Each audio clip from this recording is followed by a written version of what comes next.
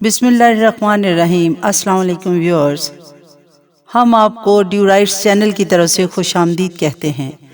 آج ہم اس ہستی کا ذکر کرنے جا رہے ہیں جو کہ خاتم النبیین، احمد مرسلین، حبیب خدا محمد مصطفیٰ صلی اللہ علیہ وآلہ وسلم ہیں۔ اللہ تعالیٰ نے کیسے اپنے نبی کو اپنے پاس بلایا جو ہم آپ سے شیئر کریں گے۔ سر لامکان سے طلب ہوئی، سوئے منتہا وہ چلے نبی، یہ کمال حسن کا معجزہ کہ فراق حق بھی نہ سہ سکا۔ بے شک اسرا معراج اللہ حق تعالیٰ کی عظیم الشان نشانیوں میں سے ہے جو رسول اللہ صلی اللہ علیہ وآلہ وسلم کی صداقت اور اللہ کے نزدیک تمام انبیاء سے زیادہ عظیم المرتبت ہونے کی دلیل ہے، اور ساتھ اللہ تعالیٰ کی واضح قدرت اور اس کی بڑائی کی دلیل ہے۔ ارشاد ربانی ہے، پاک ہے وہ اللہ تعالیٰ جو اپنے بندے کو رات ہی رات میں مسجد حرام سے مسجد اقصی تک لے گیا، جن کے آس پاس ہم نے برکت رکھی ہے اس لیے کہ ہم اپنی قدرت کے بعض نمونے دکھائیں۔ بے شک اللہ تعالیٰ خوب سننے والا اور جاننے والا ہے۔ واقعہ معراج گو چشم زدن میں پیش آیا، مگر اس پر کتنا وقت آیا یہ اللہ اور اس کے رسول بہتر جانتے ہیں۔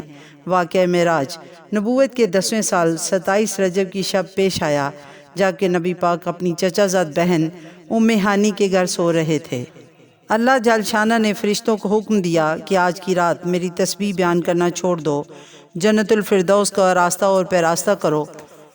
اسرائیل کو حکم دیا کہ تھوڑی دیر کے لیے روحوں کو قبض کرنا چھوڑ دو۔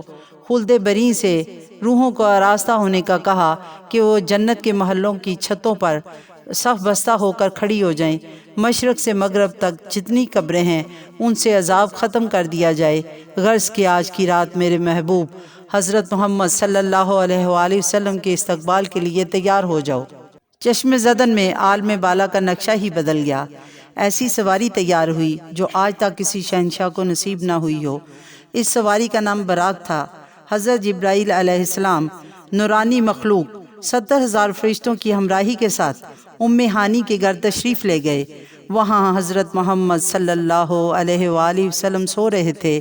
اللہ کے حکم سے حضرت جبرائیل نے ان کے قدموں کا بوسہ لیا، جس پر نبی پاک صلی اللہ علیہ وآلہ وسلم نیند سے بیدار ہوئے اور فرمانے لگے کہ جبرائیل کیسے تشریف لائے ہو؟ اس پر جبرائیل امین نے جواب دیا کہ اللہ تعالیٰ آپ سے ملاقات کا مشتاق ہے۔ سفر کی تیاری ہوئی، یہاں تک کہ نبی پاک صلی اللہ علیہ وآلہ وسلم کے سینے کو چاک کر کے ان کے دل کو آب زمزم سے دھویا گیا۔ اس میں ایمان و حکمت کا نور بھر دیا گیا۔ دل اقدس کو واپس سینہ میں رکھ کر اللہ کے حکم سے بند کر دیا گیا۔ قلب کو شک کرنے کی حکمت یہ ہے کہ قلب اطہر میں ایسی قوت قدسیہ شامل ہو جائیں جس سے آسمانوں پر تشریف لے جانے اور عالم سماوات کا مشاہدہ کرنے اور دیدار الہی میں کوئی دقت پیش نہ آئے۔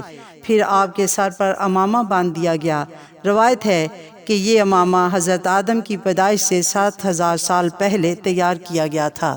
امامہ کے بعد آپ صلی اللہ علیہ وآلہ وسلم کو نور کی چادر پہنائی گئی اور براق پر سوار کرایا گیا، جس کی پشت پر بجلی کوندتی تھی اور پیشانی پر لا الہ الا اللہ محمد رسول اللہ لکھا ہوا تھا۔ ہزاروں فرشتوں کی ہمراہی میں سفر معراج کا آغاز ہوا۔ فضا درود و سلام سے گونج اٹھی اور آپ مسجد حرام سے مسجد اقصی کی طرف روانہ ہوئے کہ یوں کہ مکان سے لامکان تک نور ہی نور۔ راستے میں مقام بطحہ پر آپ کو 2 نوافل ادا کروائے گئے۔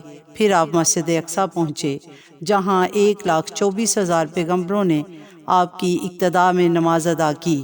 پھر ملائکہ کے جرمٹ میں آپ آسمانوں کی طرف روانہ ہوئے۔ براق اپنا پہلا قدم وہاں رکھتا جہاں تک اس کی نظر جاتی۔ آخر کار پہلے آسمان پر پہنچ گئے۔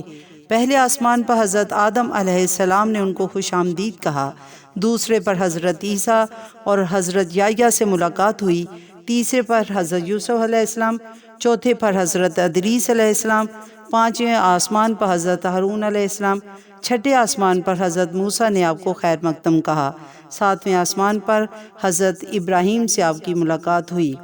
اس کے بعد اللہ تعالیٰ نے تمام ملائک کو سدرۃ المنتہا پر اکٹھا کیا تاکہ اللہ کے حبیب کا دیدار کر سکیں۔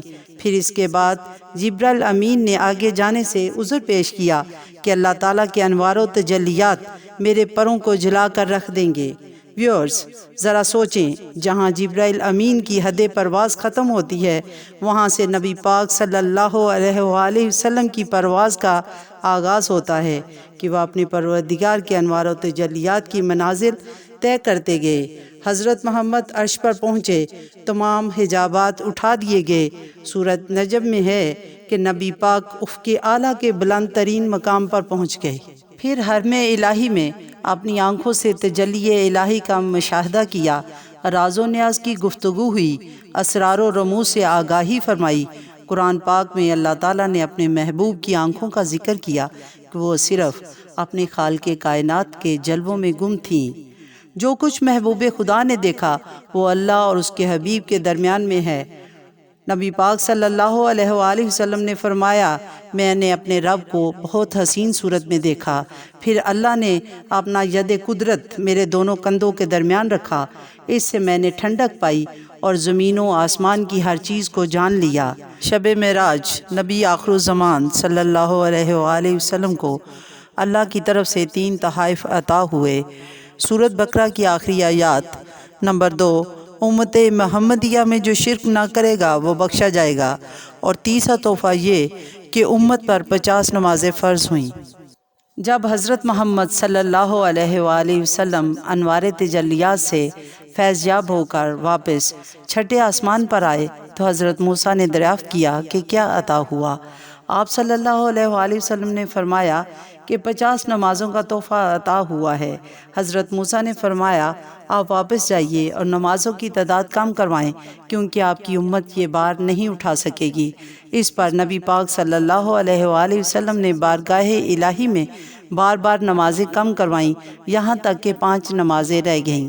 لیکن رحمت الہی کہ جو کوئی 5 نمازیں پڑھے گا اسے 50 نمازوں کا ثواب ملے گا، کیونکہ اللہ نے ایک نیکی کے بدلے 10 نیکیوں کا وعدہ فرمایا ہے۔ جب نبی پاک صلی اللہ علیہ وآلہ وسلم ایک طویل سفر طے کر کے براق پر واپس آئے، اللہ تعالیٰ نے ہر چیز، سورج، چاند، ستاروں کو چلنے کا حکم دے دیا، جو کہ اللہ نے اپنے حبیب کے لمبے سفر پر روک دیا تھا۔ یہ تھا میرے محبوب کا سفر معراج کہ واپس آئے تو بستر گرم، دروازے کی کنڈی اسی طرح ہل رہی تھی۔ صبح ہونے پر اپنی چچا زاد بہن سے اس واقعہ کا ذکر کیا تو انہوں نے فرمایا کہ آپ کسی سے اس کا ذکر نہ کرنا۔ آپ نے فرمایا، میں حق بات کہوں گا جو میں نے مشاہدہ کیا۔ اس کے بعد محمد صلی اللہ علیہ وآلہ وسلم خانہ کعبہ تشریف لے گئے، جہاں ابو جہل سمیت قریش کے بڑے بڑے رؤسا جمع تھے۔